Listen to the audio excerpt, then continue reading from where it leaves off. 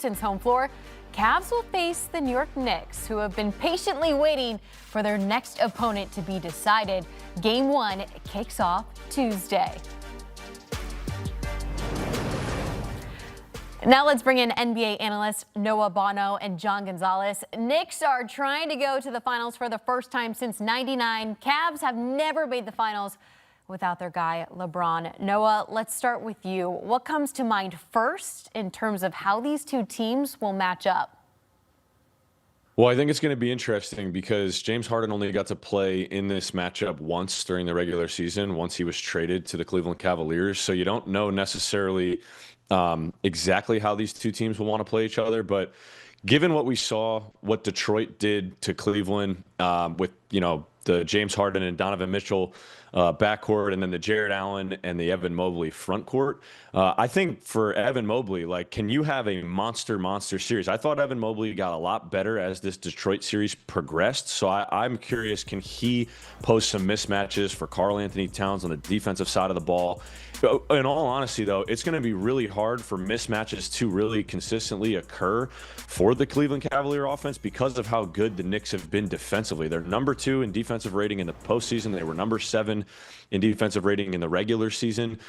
This is just a really well-oiled machine. And to be completely honest with you, the flip of a light switch that Mike Brown has given this New York Knicks team in the playoffs, starting from after game 3 when they went down 2-1 to the Atlanta Hawks, this has been a completely different Knicks team. This is the Knicks team that I thought we were going to get in the regular season, that was going to compete for 60 wins and maybe a 1 seed like the Pistons ended up doing. But the way he has flipped the switch with the play style offensively, most notably with Karl-Anthony Towns, is the most fascinating piece to me in this series, because I want to know, can he sustain it? Will he withstand what Cleveland's bigs will give to him on the defensive end? I think he will, but him as a playmaker, seeing him have double-digit assist numbers in this postseason run has been awesome. I think he's averaging north of 6.5 assists per game. I think that's a big piece to it. But really, the Knicks defense here is going to really be able to cause some problems for Cleveland's offense. But it's going to be a fun series. It's probably a better series with Cleveland making it to the conference finals than it would have been with that inept Detroit offense. I'm kind of glad we're off that. We don't have to watch that. Cleveland will pose a much better matchup for the Knicks. It's going to be more entertaining for sure. I think the Knicks maybe would have rather played the Cavs, though, because during the regular season, and I know the regular season is different than the postseason, but the Pistons had the Knicks number during the regular season, beat them all 3 times, and blew them out, too, plus 84 in those matchups. But this Cavs series should be interesting, as Noah mentioned, against the Knicks, because in the last series with the Cavs, we all agreed that, okay, Cade Cunningham's the best player in the series, but then the next 4 guys, in terms of who was the best, all played for the Cavs, right? Well, I think the first 4 guys for both teams, for the Cavs and the Knicks, are really evenly matched. You've got Donovan Mitchell, James Harden, Evan Mobley, and Jared Allen against Brunson, Cat, OG, and Mikal Bridges. That's a fun matchup, right? And then you've got this factor of the Knicks are playing their best basketball, or they were before they had this massive layoff, right? It felt like they've been off for weeks now, that they beat the Sixers, months ago, but they were on a 7-game win streak, and then all of a sudden they had to stop and pause, and it's good because you get to put your feet up for a little bit and you get to rest your guys. And OG Anunoby is expected to come back, so he got to recover from that hamstring injury. But then also there's that rust element, so I wonder how they're going to look once the Cavs come in. And I know Knicks fans are super excited about how well the Knicks are playing right now, and they should be. But the Cavs are not the Sixers, and the Cavs are not the Atlanta Hawks. This is the best team that the Knicks will have faced to this point. So let's see how they respond once that series gets going. All right, once game 1 tips off Tuesday, who is the player to watch? Which one comes to mind from each team? John, we'll start with you. Yeah, all right. From each team, for me, for the Knicks, it's Karl-Anthony Towns, because as Noah mentioned, that defense is playing much better. He's got his hands full in this next series. I want to see how he plays on the defensive end when you've got 2 bigs of the caliber of Evan Mobley and Jared Allen coming at you. And then from the Cavs side, it's either of the guards. I mean, Donovan Mitchell, he makes the engine go. He's the engine of the Cavaliers. But then James Harden has been up and down, right? Sometimes you get good James Harden and sometimes you get bad James Harden. Tonight, we got just kind of not very good James Harden, which didn't matter because, again, when 3 of their 4 best guys, Donovan Mitchell, Harden, Mobley, and Allen, when 3 of those 4 are cooking, the Cavs are really hard to beat. But they're going to need James Harden to be more present than absent in this series if they want to get past the Knicks and march on to the conference finals. But the one I'm really paying attention to is Karl-Anthony Towns for sure, because those big matchups, I think, are going to go a long way towards determining who moves on to the finals. I'm with you on Karl-Anthony Towns, John. I think that that's the key piece for the New York Knicks in this series. And then I kind of mentioned it earlier. It's Evan Mobley for me on the Cavaliers side because he's a former Defensive Player of the Year. He was first All-Star appearance last year. I think that his impact on both sides of the ball is going to be enormous for Cleveland momentum-wise on both sides of the ball.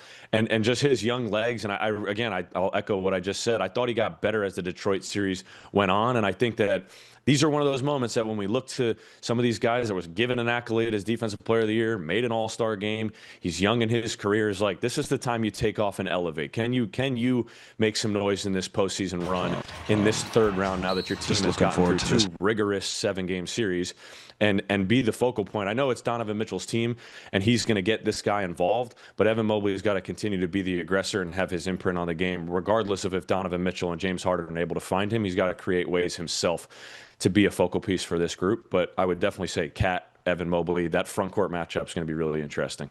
Noah, you just mentioned Cavs have had to play in 2 7-game series. Meanwhile, Knicks have had 8 days to rest by the time game 1 tips off. So I'll put you both on the spot. Noah, I'll start with you. Who is winning the Eastern Conference Finals? Oh, it's the New York Knicks. Let's not get it twisted. And I'm not biased. I have a little bit of Knicks fandom in my background. I don't talk about it much, so I'm feeling good about this. But the New York Knicks went into a game 1 hosting at Madison Square Garden last year and watched Tyrese Halliburton walk them down and Aaron Nesmith walk them down in the fourth quarter and embarrass them and lose that game 1 in a series that I will never get over the fact that they should have won that series, and losing game 1 last year was a dagger to their chest before the series really even got underway, given the way that they lost. This is the same group coming back with a different coach, a coach that I really feel like all of a sudden is getting into his own rhythm as a coach and getting the cohesiveness of this group together. I don't see a doubt in my mind.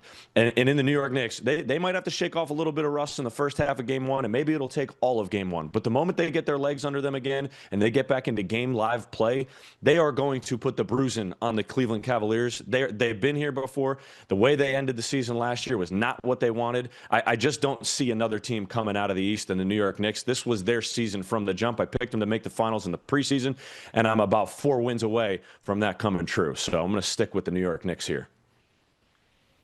I'm leaning Knicks too. I'm not quite as confident as Noah because the Cavaliers are sort of battle tested here, right? I mean, again, they hadn't won any games on the road until they had to win game 5, and they didn't. And they had to win game 7 on the road, and they did. And now they're getting on a plane and they're battle tested and they're in rhythm and they're playing well. And the Knicks had been playing well, but they've had a long layoff. And again, that kind of goes both ways. It can be good and it can be bad. The good part of it is that OG Anunoby, who's dealing with that hamstring injury, had enough time to get right and should be back. But the other thing is, okay, well, you were in a rhythm before, so let's see if they can get back into a rhythm and knock some of that rust off. Now, that said, the Knicks were playing some of their best basketball at the perfect time, and I had been a little suspect, a little skeptical about that defense. Well, against Atlanta and certainly against Philadelphia, that defense looked great, and they also started playing through Karl-Anthony Towns, which really unlocked that offense. So I think it's a really even matchup. Again, the first 4 guys for both teams are really evenly matched, but the Knicks now, because they're not facing the Pistons, they've got home court advantage. I think it's going to be a battle. It should be a really entertaining series. I'll go Knicks in 7. All right, we're here both screaming from the rooftops. Knicks taking this one to get to the NBA Finals. Thanks so much, gentlemen, for your expertise. Eastern Conference Finals tip-off Tuesday at MSG. This is the 5th time the Knicks and Cavs will meet in the postseason. Each of the previous 4 were all won by New York. And get this, they're 13-2 all-time against Cleveland in the playoffs.